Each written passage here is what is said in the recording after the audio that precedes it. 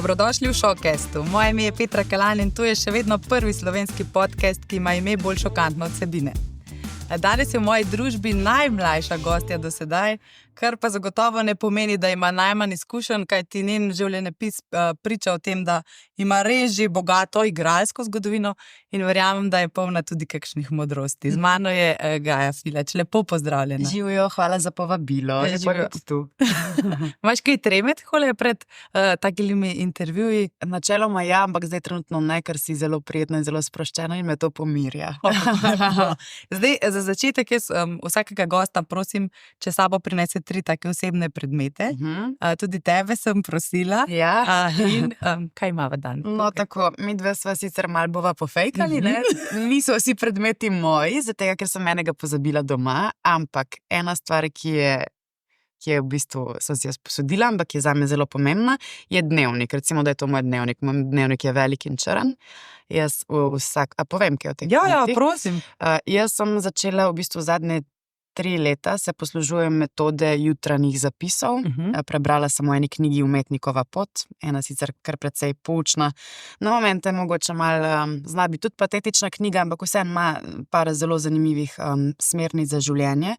Tam sem brala torej o jutranjih zapisih, ki je v bistvu nek princip, da ti zjutraj vsako jutro, preden karkoli narediš, preveriš internet, socialna omrežja, spregovoriš prvo besedo, recimo ob kavi napišeš prost pretok misli 3 strani tega, oziroma jaz naredim to 15 minut, ker nimam časa za 3 strani.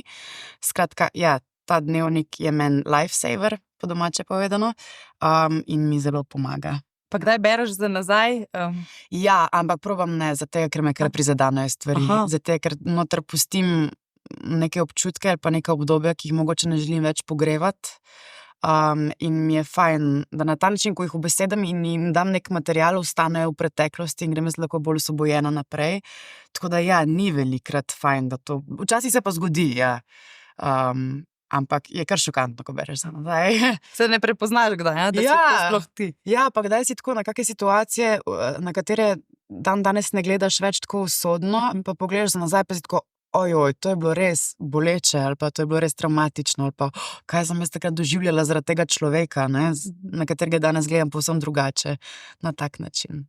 Zelo zanimivo. No, tako, tukaj je moj notes, ta zadeva je dejansko moja. Jaz sem ena izmed redkih ljudi okoli mene, ki pač še uporabljam tak notes in nisem na digitalni. Vidim, da si analogna. Zelo analogna. Vse, to je moje življenje, jaz še tega nimam, jaz ne vem, kaj sem, jaz ne vem, kdo sem, jaz ne vem, kaj naj počnem v svojem življenju. Tukaj je notri pač vse, kar moram, je tle noter. Ampak noter si pišem ne samo pač svoje obveznosti, tudi, ne vem, neke cilje, neke stvari, ki jih moram narediti, vse živo, tudi v potovanje si kaj zabeležim ali pa si kaj napišem, kako misel ali pa karkoli. In tega je pač ogromno. To je res debela bukla, iz katere ven pač štrlijo neke stvari, ne. Tako da. Zanimivo, ne, ko smo se dogovarjali za intervju, si rekla, pa ne prek Instagrama, ker se probam izogibati teh socialnih omrežij. Ja, to definitivno. Pa se ti je zdelo, da si bila preveč tam ali sploh nisi nikoli? Jaz sem ta generacija, ki je odrasla v tem. Jaz sem v 8., 9. razredu smo dobivali že Facebooke in Instagrame, ker se me zdi totalno bolano.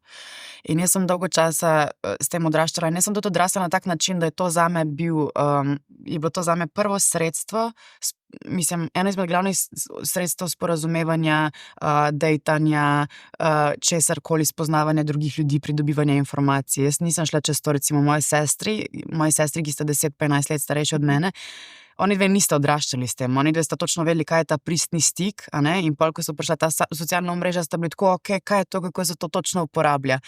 Jaz sem bila pa v bistvu z realno komunikacijo človeško bolj tako, pardon. Ja, kako se pa to uporablja, ne? Mislim, težko mi je bilo pristopiti dejansko do človeka, pa mu nekaj povedati, pa se dejansko pogovarjati s fantom, pa iskati prijatelje na tak pač realen način v življenju, ker sem poznala pač samo to, ne. In v neki točki sem se začela tega zavedati in sem bila tako, ne, jaz pa ne želim biti tak človek, niti ne želim to zdaj sploh, ko pač sem malo bolj prepoznavna zaradi serije in tako naprej.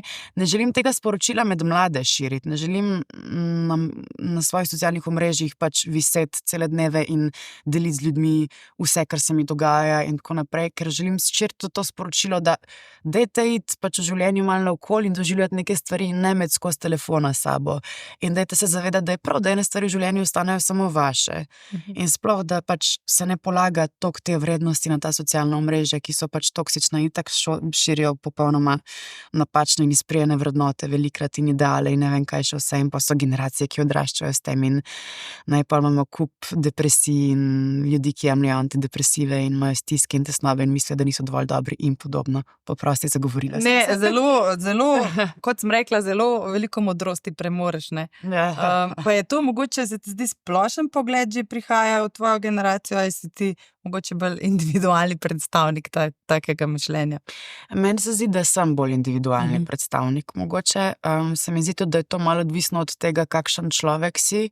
Jaz delujem izrazit ekstravert, ampak iskreno sem imela vedno mal problem s komunikacijo oziroma s postavljanjem odnosov, kljub temu, da ne delujem tako. Jaz sem imela vedno nek strah sem imela. Vedno sem imela občutek, da vsem ljudem okoli mene mora biti vedno ful dober, vsi se morajo v redu počutiti, vedno moram biti zabavna, nasmejana, vsi se morajo imeti fajn.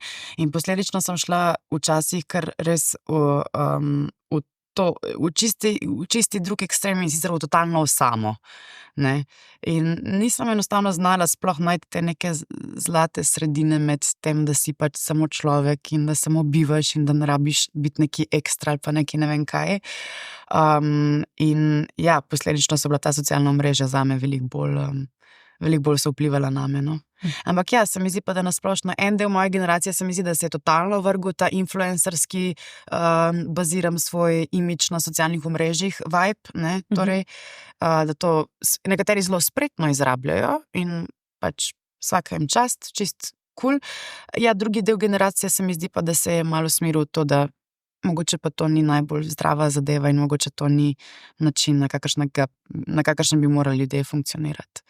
Ti si seveda ta drugi del. Ja, čeprav se vedno malo tepem med tema dvema, vedno imam občutek tako, sploh zdaj, ko pač mi nekaj ljudi sledi in tako naprej, mogoče bi lahko nekaj začela širiti neko sporočilnost, pa bi lahko uporabljala ta socialna omrežja za nekaj, ne vem točno kaj, ampak za nekaj, po drugi strani sem pa tako, ampak v bistvu jaz ne stojim za tem kot oseba, torej kaj narediti, kot taka dvojnica sem. Se že malo loviš? Ja, lovim se, sem še mlada, se lahko. Zdaj, omenila si, da si bolj introvert oziroma nisi tak ekstravert, kolikor ljudje pričakujemo od tebe, ne? Je potem ta igralska karela neka proti v tej tvoji pravi osebnosti, ker tam pa se vseeno izpostaviš ali na odru, na televiziji, v medijih. Jaz zdaj nisem čisti introvert v smislu tega, da sem zelo zadržana, pa da se ne moram nič odpreti, pa tako naprej. V smislu mogoče sem nasplošno, slabo besedo uporabila, jaz nasplošno sem zelo rada sama in sem zelo rada, da nimam ljudi okoli sebe, no. Zelo mi veliko pomeni čas, ki ga preživljam sama in če tega časa ne dobim, ratam tečna in zoprna. Ampak ja, se mi zdi, da sploh z leti prihaja, ker ta poklic toliko veliko od mene zahteva, toliko zahteva v bistvu neke komunikacije z ljudmi okoli mene, toliko zahteva v bistvu neke moje energije, angažmaja, takšnega in drugačnega, da enostavno toliko ene energije tam porabim in toliko ene energije v to vložim, da potem, ko imam prosti čas, sem tako, dajmo samo biti tiho, pa uživati v trenutku. Brez šumov in motenj okolja. Dajva se vrnem čisto na začetek. Zakaj igralstvo? Odkje si od nekdaj želela postati igralka? Ne. Ne? Ne. Jaz sem, ko sem bila mlajša, sem hotela postati fotografinja, ker me na to blazno me oče spodbujal k temu, ki je bil direktor fotografije. Potem v neki točki sem hotela postati slikarka, tako do tega, ko sem nekje na sredi gimnazije v bistvu začela najprej bila ta potreba po tem, da sem videna, po pozornosti, prijela mi je pozornost, vodila sem veliko prireditev, šla sem v gledališki krožek in tako naprej. Pa se je pa tekom gimnazije, ko sem se tudi jaz kot oseba spremenila, se je pa pojavila v bistvu bolj kot ta potreba po tem, da sem videna, se je pojavila potreba po kreativi, po tem, da sem kreativna, po tem, da sem nekako v stiku z umetnostjo. Literatura me je ful privlačila me je ta transformacija v druge like, v ta življenje v drugih likih. Privlačila me je dejstvo to, da vsakič, ko gledam film, imam občutek, da lahko živim več življenj, ali pa ko gledam gledališko predstavo, pač, ko sem opazila, kaj mi gledališke predstave naredijo, kako lahko vpliva to name, umetnost, kako močna je v bistvu, sem se začela počasi zaljubljati v ta foh oziroma v to umetnost igranja in gledališča in filma in televizije. In v bistvu, ja, to željo sem zatirala, nekako do konca gimnazije sem bila tako ne, brez veze, dej ne, pa itak ni zaposlitve, pa ni tega, pa gor dol. Pa sem pa rekla v 4. letniku gimnazije, veš kaj, če ne bom šla tega probati enkrat v življenju, bom celo življenje obžalovala, gremo. In kako je bilo, si v prvo naredila te zelo glasne izpite za AGRFT, kako je bilo? Super. Zelo lepa izkušnja, zelo prijetno, jaz sem se kar dobro pripravila,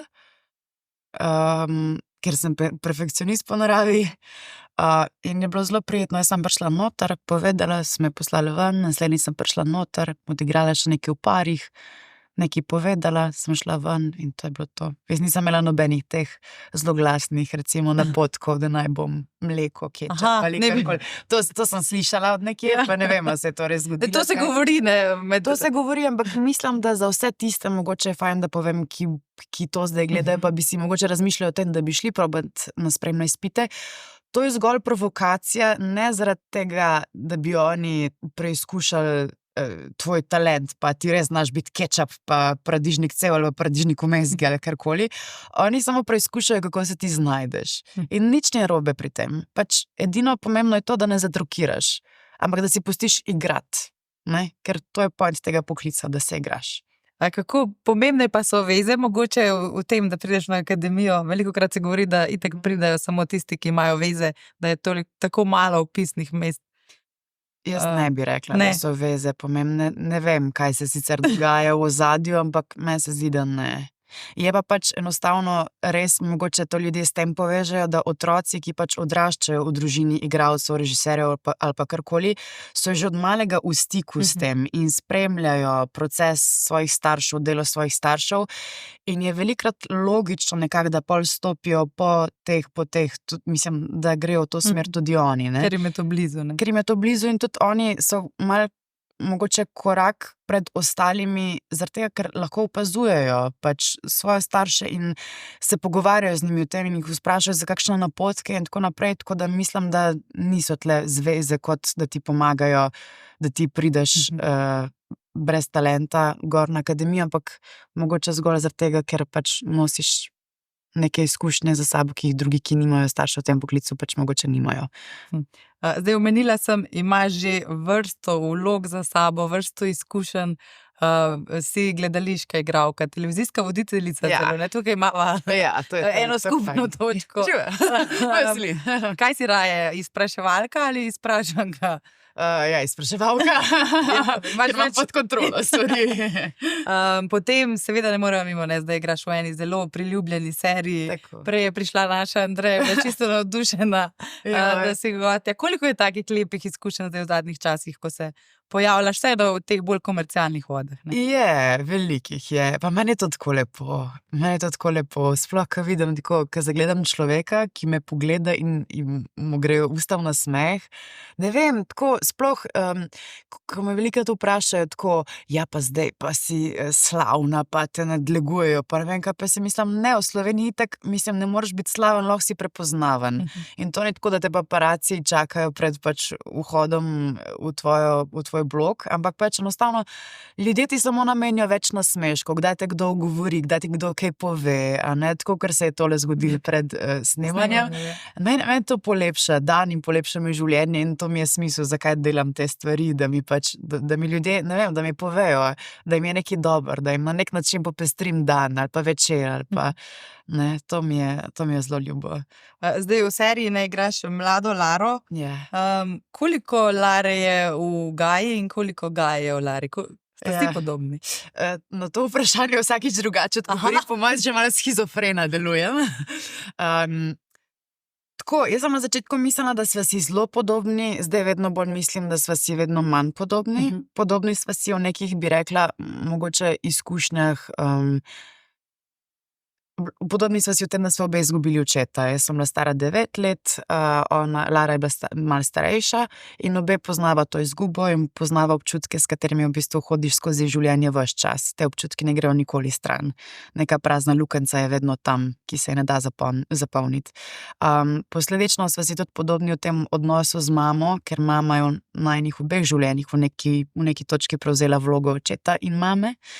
In sva imela posledično zelo specifičen, zelo močen odnos, povezan odnos s svojo mamo. Glej, se pa tudi počasi konča. Mogoče to, da so obe sva pozitivki, obe probava na življenje gledati pozitivno in obe sva zelo povezani z naravo. Lara se že potaplja, jaz si to neskončno želim in mislim to čim prej izvesti. In ja, ta neka ljubezen do narave in tega. Se pa ja, razlikujeva po tem, da mislim, da sem jaz majčkeno bolj zakompliciran človek kot ona. Imam več nekih svojih muh kot ona, pa tudi kar se tiče odnosov partnerskih, je ona veliko bolj popustljiva kot jaz. Jaz nisem tako zelo, jaz bi že udarila po mizi. Konkretno zgubila živce. Ja, pa tudi o nekih odzivih na neke situacije sem recimo zelo uživala, je bilo kar malo terapevtsko zame, to, da Lara je zelo impulzivna in jasno glasno pove to, kar misli in to, kar čuti. Nima problema z izražanjem jeze, z izražanjem takšnih drugačnih negativnih čustev, ne. Medtem ko jaz imam s tem velik problem, ja. Ona je taka vihrava, ne? Ja, impulzivna. Tako impulzivna, ja. Kako pa je s tem zaljubljanjem, veliko simpatij vidimo, kako pa igrati te vloge? Verjetno si jih že veliko igrala, teh simpatij. A se kdaj zgodi, da v resnici občutiš te metuljčke, a te naučijo na akademiji to regulirati? Res me zanima, no. Ja, najlepše je takrat, ko se zgodi kdaj ta kemija, seveda, in če bi popustil, bi mogoče šlo predaleč. Seveda se zgodi. Včasih tudi pač popusti, ne, pa gre daleč. Imamo ogromno teh tudi igralskih parov in režiserskih in igralskih parov in tako naprej. Takrat, ko se dejansko nekaj zgodi, je čudovito. Je ful lepo, in takrat je najlepše igrati, ker sploh ne rabiš igrati. Se samo prepustiš. Ampak ja, velikokrat je pa tudi totalen ekstrem tega, da se pa z nekim človekom res ne ujameš, pa moraš igrati, ne. To je malo bolj zahtevno. Ampak pač vsi stremimo k temu, da ostanemo profesionalni, ne. Pa tudi velikokrat se zgodi recimo to, da se mogoče zaljubiš, tudi tako kot privat, ne, ampak v bistvu ugotoviš, da si se zaljubil v lik. Da si se zaljubil v lik, ki ga ta človek nasproti tebe igra. In pa recimo tudi, če se nek odnos razplete iz tega v realnem življenju, si ti tako, nisem se v tega človeka zaljubil. Tako, no, ni pa tega veliko, mislim, da vsi res vzdržujemo čim bolj profesionalne odnose. Sem pa še eno zanimivost izbrskala o tebi, da je bil tvoj prvi poljub v bistvu med igro, ne? Ni bil pravi prvi poljub v realnem življenju. Ja, ne, to je smešna stvar, to je zelo mislim, da mi po moje ta fan še zdaj ne ve, da je bil to moj prvi poljub, čeprav po moje... Ti nisi ravno izkazal, ne, oziroma... Kako si rekla, da je šel prej na čevapčiče s čebulo? Ja, to sem mu malo zamerila, ampak ne, mislim, da ta fant po moje ve, sam pri sebi, zato ker ga nisem sploh na usnice poljubila, ampak sem zgrešila in sem ga na brado poljubila po mojem. Tako da po mojem mu je bilo hitro jasno, koliko je ura. Ampak ja, bilo je na filmu, mojem prvem filmu in jaz sem en teden prej gledala tutoriale na YouTubu, kako se ljubčkati. In pa sem vadila, ne, to tam, kjer smo spali, in pa se je to zares zgodilo in meni je bilo ugabno. Jaz sem napravo tako klicala sem domov sestri, sem bila tako, a vi to res počnete? To je tako gabno, kaj je z vami narobe? Tako da... Upam, da si tekom življenja popravila. Ja, sem kar presej popravila. Se je kar fino, mi je kar v redu. Prvi, veš, slab začetek. Dober konec. Potem gre pa na gore. Zdaj, veliko mladih deklet je tudi spremljanje, zdaj, ko si po televiziji, vodiš tudi oddajo na nacionalni televiziji Krompir, Tako. potem igraš Laro. Veliko punčk reče, ja, da bi bila kot Lara Gaja. Se kdaj počutiš pod pritiskom, da si zgled takim mlajšim generacijam, že ti ne, pri teh letih? Občutiš kakšen pritisk? Mogoče ne pritisk, mogoče se kdaj vprašam, sploh, kar se tiče teh socialnih omrežij, pa tudi obnašanja v javnosti, mogoče se kdaj vprašam, a to res rabim, recimo, neko dejanje narediti ali pa nekaj objaviti ali pa nekaj na nek način, neko osebino plasirati. Se vprašam, ok, kaj bom s tem sporočila, je nek občutek odgovornosti, ampak ne bi rekla, da je pritisk.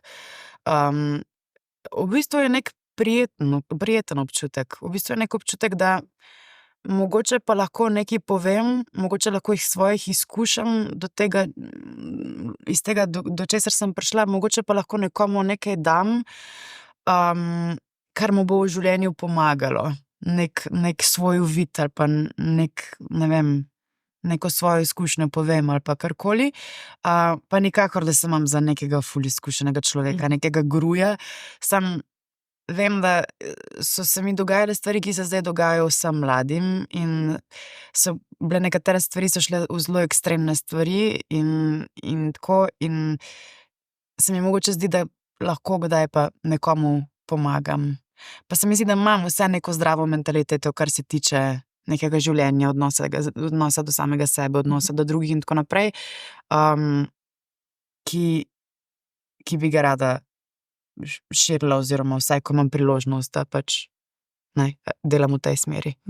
Zdaj, igralstvo je en tak res unikaten poklic, ne? Živiš 100 življenj, 100 zgodb. Se ti zdi, da hitreje odrasteš kot igralec, ne? Ker se poglobiš v tako palito čustev, ki jo marsikdo sploh ne doživi v enem življenju? Zelo dobro vprašanje. Bravo. Ja, definitivno mislim. Sploh zaradi tega, ker se ukvarjaš, recimo, z vsakim projektom se ti odpre določena tema, določen nov svet. Jaz ta trenutek delam v Anton Podbevšek teatru Beograjski trio in govori o informbirojevskem sporu, o tem, kaj se je dogajalo na Golem otoku, na Svetem Grgorju, ženskami tudi, to je ženski Goli otok. In je to zdaj en čist nov svet, s katerim se ukvarjam in v bistvu ugotavljam, spoznavam grozote, čez kaj so vsi te ljudje šli. Hkrati te grozote malo tudi sama nase probam aplicirati, zato ker pač to je moja vloga. Moja vloga bo živela v tem svetu in mi mora ta svet na nek način, mora ratati tudi malo moj svet, mora mi se približati, ne. Potem imamo tukaj recimo Dnevnik Ane Frank, ne, ki se isto zelo specifično tematiko ukvarja in ti se z vsakim procesom moraš poglobiti v ta svet, v to tematiko, drugače ne gre. In na ta način se mi zdi, da tako, ko nabiraš vso to novo znanje in ko si vse te kamne nekako nalagaš na hrbet posledično, ja, v nekaterih pogledih hitreje odrasteš. Sploh, ko se začneš zavedati to, da stvari niso samoumevne. Naše življenje danes, ki ga živimo, da to res ni samoumevna stvar, da jaz lahko sem zdajle tukaj in da se ne dogaja to, da pač bombe padajo na nas, ne. Kot vidimo, se to marsikje dogaja zdaj, ne. In ja, posledično se mi zdi, da mogoče odrasteš v tem, ja, v tej samoumevnosti, da ne jemlješ stvari za samoumevne, v tej neki hvaležnosti za to, kar imaš. In ja, tudi v neki čustveni zrelosti. Omenila si te kamne, ki jih nalagaš, kako pa odložiš simbolično na te kamne, kako se osvobodiš vseh teh čustev, da zvečer, ko se uležeš, da si res samo Gaja v svojih mislih. A kdaj razmišljaš kot Ana Frank, kdaj kot Lara, kdaj kot spet tretji lik. Kako veš, da so to prav tvoje misli, ne, če se res uživiš v neko vlogo? Meni se zdi, da je najlepši občutek je tega, da takrat, ko si na odru ali pa pred kamero, si res daš vse, ves svoj fokus je usmerjen na tisti trenutek. In potem je nenormalno lahko spustiti tudi to. Ko ti daš vse na tisti trenutek in zdržiš 1:40 predstave, ki je res intenzivna, čustveno in drugače, ne, fizično mogoče, ne vem, ti potem telo avtomatsko preklopi. To je tako, kot da bi neko elastiko napeno in pa bi jo spustil in bi samo skočila skupaj. Ali pa bi počela in ne bi bilo nič več. Na tak način je to. In jaz sem veliko bolj miren človek, takrat, ko igram ful teh predstav in takrat, ko so te in predstave zelo intenzivne, sem privat veliko bolj mirna. Zaradi tega, ker kot da takrat v tistem trenutku na odru ali pred kamero skoncentriram tudi vso svojo stisko, vse svoje negativne čustva, karkoli, in to butne kot nek kanal ven in je potem v bistvu moje telo veliko bolj sposobno biti umirjeno in mirno. En proces. Zelo zanimiv proces, Ja. ja. Koliko projektov imaš trenutno na pladnju, koliko predstav je sploh sposoben en igralec igrati v nekem trenutku, si zapomniti vse te gmote besedila in ne mešati vlog, ne? Jaz sem imela trenutke, ko sem na dan igrala 3 predstave. Različne predstave, ja. Eno zjutraj nekje, ob recimo 9, potem ob 12 nekje in pol še zvečer eno, ne. To ni fino, to moram priznati, to ni, zato ker ne moreš se dati celega, ne, potem eni stvari in ni prijeten občutek. Tam se začne že malo na avtopilotu se začne vse skupaj, potem je to postane izvajanje, to ni več igranje, ampak izvajanje že, ker enostavno tudi ti kot igralec imaš določene, pač imaš svoje meje, ne glede na vse. To imam feeling, da se veliko ljudi premalo zaveda, tudi v nekem odnosu do igralca. Jaz opažam zadnje čase, da je tako, da se kar pričakuje. Ja, pa saj lahko vse, saj si svobodnjak, saj lahko ti danes to, pa jutri to, pa potem čez 5 ur to, pa ono gor dol, pa je tako. Hej, jaz sem kljub samo človek in imam telo, ki je lih tako ranljivo kakor tvoje telo in ima lih tako potrebe kot tvoje telo in imam tudi možgan, ki ima isto tako potrebe kot tvoj možgan in mora spati dovolj, da normalno funkcionira in te stvari, ne. Tako da, ja, jaz sem zdaj recimo 2 tedna, ki sta izrazito nagužvana in polna in je res malo preveč vsega. Prav čutim tako tudi, da ni mi tak užitek sploh, ker laufam ves čas gor, dol, levo, desno, ne, in tudi nisem sposobna pol se res popolnoma predati stvarem. Pa znaš reči ne projektom za ceno, da zavaruješ svoje zdravje, ali si v tem valu, zdaj treba izkoristiti, zdaj so dobre priložnosti? Jaz sem ekstremist, jaz grem zelo rada preko svojega telesa, kar se mi potem seveda tudi maščuje, ampak jaz sem res, tole deluje ločeno pri meni, kar je moj glavni problem v življenju, bi rekla. Ampak ja, jaz imam tukaj tudi družino, moja mama se mi zdi, da je tudi zelo pomemben faktor tukaj. Ko sem jaz tako, jaz bi vse vzela, mislim, ne čisto vse, zelo lahko rečem ne stvarem, ki me vsebinsko ne pritegnejo. To mi ni nobenega problema. Zelo težko pa rečem nečemu, kar mi je zanimivo, ampak vem, da je toliko bi bilo fizično naporno, da jaz tega ne bi zmogla, ne. In pa pridem domov in vse euforično ali pa pokličem mamo in rečem, to pa je tako. Ona mi reče, Gaja, ampak a boš zmogla, pač razumem, job je, mislim, služba je, ki bi te vznemirjala pa tako naprej, ampak a boš ti zmogla recimo vsak dan vstajati ob 5 zjutraj za to službo. In pa se ti tako, ja, seveda, da bom, kaj ti govoriš, pa saj sem mlada, pa saj lahko, pa vsi mi govorijo, da moram zdaj, ko sem mlada, največ delati, ne. Ampak v bistvu ko pač v bistvu nekako vzamem ali to, kar mi da, pa mi reče, pa premislim tako, pa si rečem, a je res v življenju samo delo, a si res želim imeti samo delo, pa je pol dosti kmalu odgovor, ne želim, da je delo edini poganjalec mojega življenja, ker se mi zdi, da za moj poklic je zelo pomembno to, da jaz živim svoje življenje na polno, izven odrov in kamer, ker slej črpam. Če v svojem življenju ne dobivam nekih izkušenj in tega, kje bom jaz? To bom pol na pamet igrala neke stvari, kar tudi ni cilj, ne. In poleg tega jaz moram nekje napolniti svojo baterijo, nekje izven kamer in odra. Kje polniš baterije? Lepo si napeljala, imam to vprašanje. Kje polniš svoje baterije? Prej si potovanje omenila. Ja, jaz bi zelo rada dala nekaj tako ful zanimivega, pa da sem tako posebno v nečem, da ne vem, skačem, spadavam ali pa ne vem, kaj delam. Zelo preprosto. Obožujem naravo, obožujem iti v gost in biti tam in objemati drevesa in se pogovarjati sama s sabo, to mi je the best. Obožujem šport, zelo rada športam. Rada imam počasno dolga jutra, rada pijem kavo, rada potujem tudi, rada sem z ljudmi, ki me polnijo, rada hodim na izlete, take stvari, zelo, zelo, zelo preproste. Rada dobro kuham, rada nekaj dobrega pojem, rada imam dobre teme za pogovarjati se, gledam dobre filme, dobre predstave. Tako, čisto preproste stvari. Preproste, ampak te napolnijo. Ja, definitivno. Sva pa prej govorili, no, če se vrnemo malo, si predstavnica generacije Z. Vi ste ena taka prva generacija, ki se je rodila v ta digitalni svet, ne? To si že prej povedala. Pa me zanima, no, govori se, da ste izjemno ambiciozni in nekompromisni in da za vsako stvar zahtevate obrazložitev. Bi se strinjala s tem? Da niste več tisti, ko nekdo od starejših reče zato, ker sem jaz rekel, ampak da še vedno rabite utemeljitev. Se najdeš v tem opisu? Meni se zdi, da jaz sem tukaj malo razdvojena. Na nek način se mi zdi, da definitivno smo prva generacija, mislim, ne bom zdaj tako govorila, ampak smo ena izmed prvih generacij, ki se sprašujejo, zakaj. Za neke samoumevne stvari se vprašajo, zakaj pa. Ena izmed generacij smo, ki so spodbujene k temu, ja, da razumejo stvari, da iščejo razloge, da pač skušajo razumeti, zakaj morajo delati to, kar delamo, ne.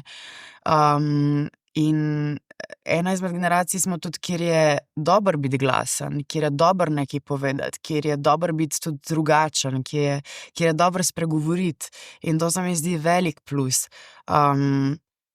Po drugi strani se mi pa zdi, da smo tudi ena generacija, ki jo je zelo strah za svojo prihodnost. Zaradi tega, ker je stanje vedno slabše. In tle se mi zdi, da je nek prepad, ne, med to stranjo in med drugo stranjo. In ta druga stran je pa v bistvu izrazito, ja, ne oportunistična, ampak jaz moram na nek način preživeti v življenju. Ne moram si škodovati, ker mogoče bom ostal brez vsega, mogoče me ne bojo več klicali, mogoče ne bom imel več službe ali pa karkoli, ne. In se mi zdi, da ja, eno in drugo je prisotno. Tako. Sva pa tudi prej govorili, ne, sta generacija, ki zelo odprto govori o razreševanju vzorcev, Ja, nimate tako. težav, da si poiščete pomoč, hodite na psihoterapije. To so bile tabu teme, ne, v prejšnjih Ja. generacijah. Meni se zdi to je pa res en plus moje generacije. Jaz recimo tako, ko se pogovarjamo med sabo, pač meni se zdi, da vsi obiskujemo terapije in mislim, da je to ena stvar, ki jo starejše generacije jemljejo, ja, dej, kaj ste, mehkužci, ne, mlajše generacije, ja, zdaj pa ne vem, kaj travme, pa kaj čisto dobro vam je bilo, pa tako, pa ne vem, niste doživeli nobene vojne, pa tako. Ampak ja, se mi zdi problem to, da ko se ena bolečina prenaša iz generacije v generacijo in je nobena generacija zares ni pripravljena spustiti in dati prostor se ji posvetiti, se bo ta bolečina se bo pač še naprej prenašala. In se mi zdi, da smo mi tista generacija, ki smo drugačni. Recimo, če je bil prej naš dedek tak, pa je bil naš oče tak, pa je bil od dedka oče tak, pa tako naprej, pa se je to kar prenašalo, smo mi tako, stop, jaz pa ne želim biti tak, jaz želim pa drugače. In se mi zdi to zelo dobro, se mi zdi, da se prekinjajo neki vzorci, neki ciklusi na tak način in ja, mislim, da stremimo k temu, da smo mi boljši ljudje in če mi stremimo k temu, da smo mi boljši ljudje, smo pač tudi do drugih boljši ljudje in v bistvu smo veliko boljša skupnost. Tako da je pa pač razkorak res velik. Starejše generacije ne boš prepričal v to, da pač je to neka dobra stvar, ne. Jaz še vedno, ko se pogovarjam s starejšimi ljudmi, ki so generacija, recimo moje mame ali pa še dlje nazaj, in do tega bo vedno pač nek odpor, nek ta odnos, da pa zakaj denar za take stvari uporabljaš, pa to je nek šamanizem, pa ne vem kaj, ne. Ampak ja, se mi zdi pomembno, da si rečeš prav, zate je to zame je to nekaj drugega. Si tako pomirjena, ko jih ne moreš prepričati. Se mi zdi, da je vedno skušnjava, da hočemo nekoga spremeniti. Ne? Ko sami pridemo do nekih trenutkov, je vedno ta skušnjava, da bomo vse prepričali. Jaz zelo poznam to, da ne moram prepričati, ampak se mi zdi pa tudi zelo pomembna stvar, do katerega sem jaz prišla zdaj že parkrat pri ljudeh, ki so mi bili zelo blizu, je ta, da če se človek noče sam spremeniti, ga ti ne boš spremenil. Edino, kar boš uspel spremeniti, je s tem, da želiš človeka, ki se ne želi spremeniti, je to, da boš ti pač nesrečen in da boš zafrustriran in da boš dal svojo energijo v nekaj, kar pač ne more se razviti nekaj iz tega ven.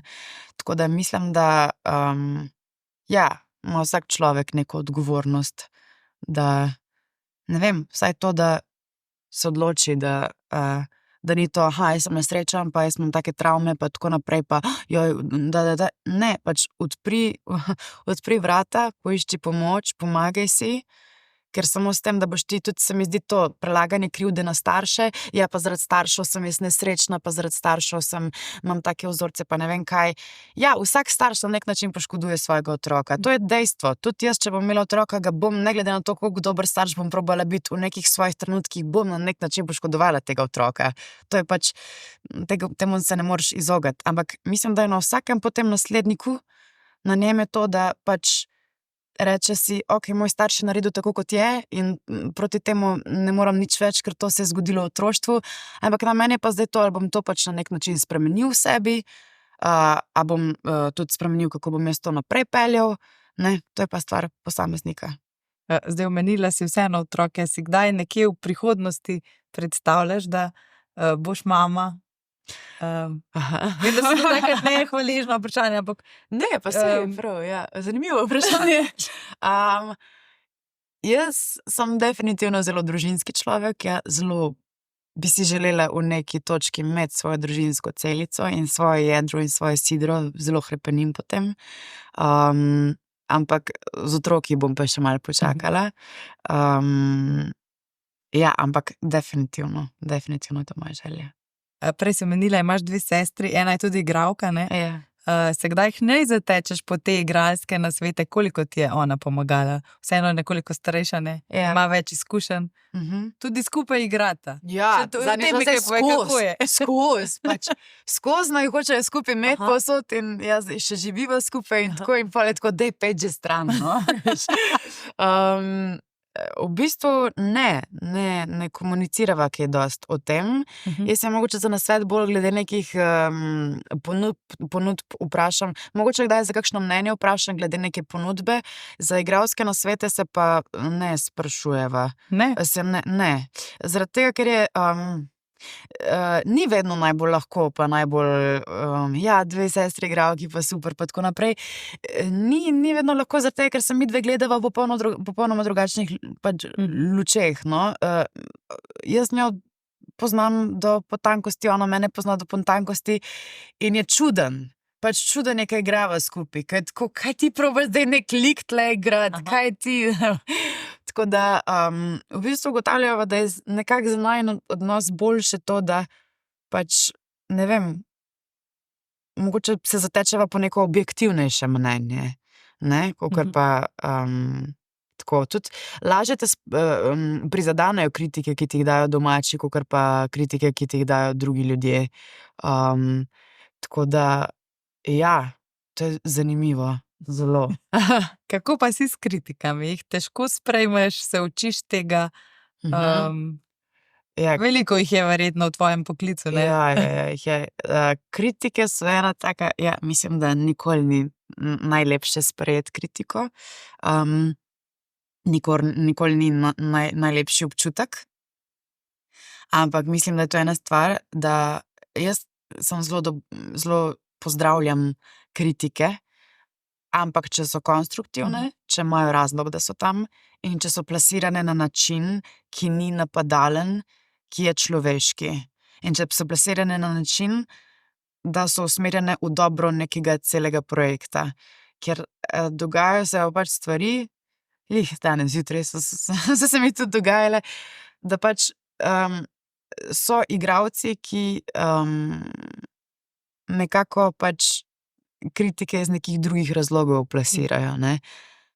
In ja, takrat se pa pač naučim nekako tudi nek zid postaviti, pa biti tako, v redu, tako ti misliš, zmenjeno, ne. Ampak če gledava pa tako na splošno kritike, recimo tudi, kar se tiče predstav od nekih dejanskih kritikov in tako, je pa ja, pač vedno zaboli, če je, ampak se tudi učim iz tega nekaj dobrega vam povleči. Tako.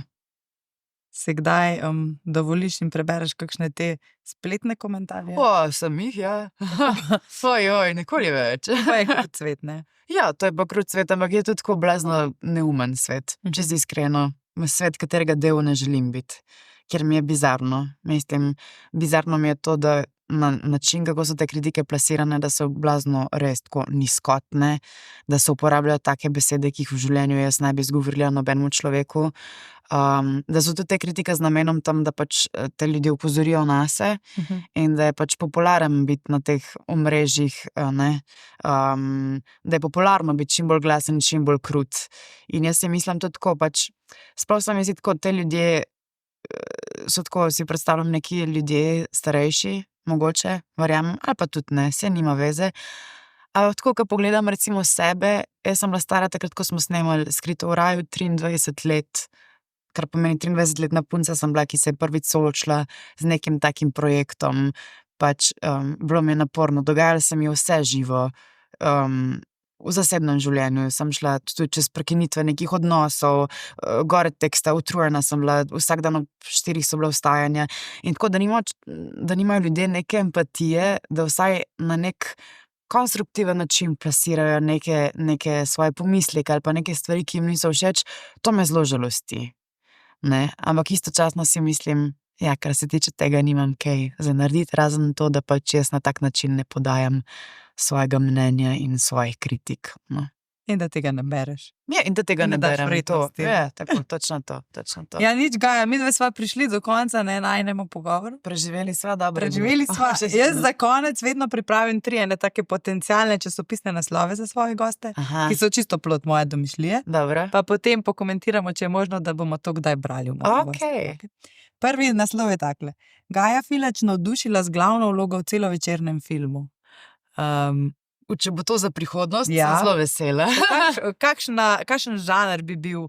Dramo imaš rada, ne? Ja, rada bi imela dramo. Bi igrala kakšno veliko Slovenko, kakšno vlogo bi rada odigrala, če bi dobila ponudbo za celovečerni V film? bistvu bi, Glavno vlogo. ja, zelo bi si želela dobiti eno skorajda čisto običajno vlogo. Tako se mi zdi, da zdaj sem ves čas igrala neke ekstreme v smislu tega V imenu ljudstva, neko punco, ki je jo mama trpa z zdravili in ni najbolj ne pri sebi in tako naprej. Pol po drugi strani sem imela ogromno teh mladinskih zadev, kjer sem bila v bistvu, morala sem biti vrelec neke energije in ne tako. Zdaj bi si pa v bistvu želela neko psihološko zahteven karakter, mogoče. Ampak nekaj je tako blazno ekstremnega. Samo nek človek, ki ga postaviš v neko običajno pozicijo in potem v bistvu spremljaš njegov razplet, njegovo pot iz tega. Zdaj vem, da bo mogoče to nehvaližno vprašanje, ampak vseeno, katere vloge so ti večji izziv? Te gledališke, v nadaljevankah, v filmih? Kje se bolj vidiš, če bi morala izbirati? A torej, govoriva za film, teater ali pa to? Jaz tako rečem, če ne rabim zbirati, ne bom zbirala. Tako da ne bom zbirala. Ampak lahko pa rečem to, da sem imela zdaj s televizijo kar nekaj izkušenj, največ. In da v bistvu mi zdaj področje filma in teatra zelo, bolj mi dišita, zato ker sta še precej neizkušena pri meni. Kje pa imaš največ treme, mogoče? Imela bi jo definitivno, po mojem, v teatru, ne, ker je tukaj in zdaj. Samo en poskus. Ja, samo en poskus, ja. Pri filmu bi imela zdaj, bi bila najbolj vznemirjena, po mojem, ampak v teatru ima pa največ treme. Ok, drugi naslov. Hollywood prihajam, pravi slovenska igralka Gaja Filač. Jo, ne vem. Bi šla skozi to izkušnjo? redki slovenski igralci imajo priložnost, ne? A Ja. boš sploh kaj delala v tej smeri, ali bo to spontano, tako kot ti praviš, da nekatere stvari, kar pridejo. Jaz se ves čas borim se s tem zato, ker jaz imam sicer nekoga, s katerim sem delala in preko katerega sem tudi dobila eno izkušnjo za BBC nadaljevanko. V eni seriji si igrala. V eni seriji sem igrala, ampak enostavno bilo potem toliko enega dela v Sloveniji, da sva rekla, da mogoče dava malo na pauzo najino sodelovanje in da jaz končam tudi študij tukaj in vse te zadeve. Jaz imam velik problem s tem, da ta kompatibilnost tujine in slovenskega trga. Jaz imam zaenkrat nikoli ne vem, kako bo, mogoče pač se bo naslednji mesec to končalo, res nikoli ne moreš vedeti, ampak zaenkrat imamo v Sloveniji toliko enih zadev, toliko enih tudi ponudb, toliko enih priložnosti, različnih stvari, ki me vznemirjajo, da mi je v bistvu zelo težko to kombinirati s tujino, zato ker tujina pa te hoče v bistvu v nekem specifičnem momentu, točno takrat, vse spustiti. Ja, in jaz takrat, recimo, ko sem dobivala te klice, callback se temu reče, ko posnameš audicijo in si jim zanimiv in te pokličejo, da priješ privatno da priješ fizično nekam, je bilo tako, čau, čez 4 dni, pač ta vikend moraš biti tam pa tam, in jaz sem lih sred snemanja neke serije in sem tako, In to so pa te trenutki, so me tako kar precej zafrustrirali, pač definitivno bi si želela delati zunaj. Se mi zdi, da pač bi bilo to čist hudo in da take izkušnje ne bi mogla tle dobiti, ampak ja, je pa pač mi res problem to dvoje kombinirati, V Sloveniji imaš še vedno veliko izzivov, ne? Ja, zaenkrat je še veliko ljudi, s katerimi bi si želela delati, še veliko enih izkušenj, ki bi jih želela dobiti, tako da jaz mislim, da vse ob svojem času. Tako. Kakšna pa je bila ta izkušnja, če si že omenila z BBC-jem, kakšna je to produkcija, to so verjetno veliko večji projekti kot v Sloveniji. Ja. Jaz sem sicer takrat, se mi zdi, da vse to obdobje v mojem življenju malo potlačila, zato ker sem takrat delala maturo vzporedno. Hodila sem ves čas z letalom v Anglijo snemat in še na sprejem, da sem se pripravljala in meni se, da sem bila takrat tako razstrojena na vse 3 smeri, da sem res bila pač tako, zdaj grem na letalo, pa pridem domov, spišem maturo, potem grem se sprejem, snemat, če tja bom tekst, ne vem kaj. Ampak bila je zelo lepa izkušnja, ker se spomnim, bilo je res pač proper, bilo je zelo tako profesionalno vse, kar na par višjih nivojih kot pri nas, tudi večje vse, in v bistvu v nekem odnosu čist drugačen. Zelo profesionalno? Ja, tudi tako, nihče ne povzdigne glasu na setu, vse se govori tiho med sabo, ne moti se igralcev, nič tako. Prvo imamo še vsem ta mal balkanski spirit, malo tako, daj ti premakaj nuno blendo tja, ja, veš, na ta način, tako da,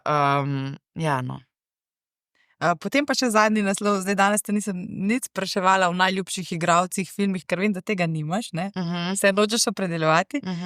Zato je moj zadnji naslov takšen. Priljubljena slovenska igralka razkrila, kaj je njena največja razvada. Kaj je tvoja največja razvada? Imela sem jo 100%, sem jo imela zdaj nekaj v glavi, zdaj se ne bom spomnila. Moja največja razvada, po mojem je moja največja razvada to, da rada dolgo spim zjutraj. Pa res imam rada ta dolga jutra. To je tako, pač moje jutro lahko traja do 2. Super. Ja, to je to. To so odlična jutra. Ja, ko se vzamem ta jutra kao frej dnevih, si rečem, da sem imela pa dolgo jutro, in pol v bistvu gre cel dan mimo in jaz nisem končala s svojim jutrom. To je tako. Super. Potem pa Gaja, ti želim čim več dolgih jutr, uspešnih projektov. In ostani še naprej tako razmišljajoč človek kot si. Hvala lepa, zelo lepo je bilo. Hvala. To je bil Showcast, hvala, da ste bili z nami.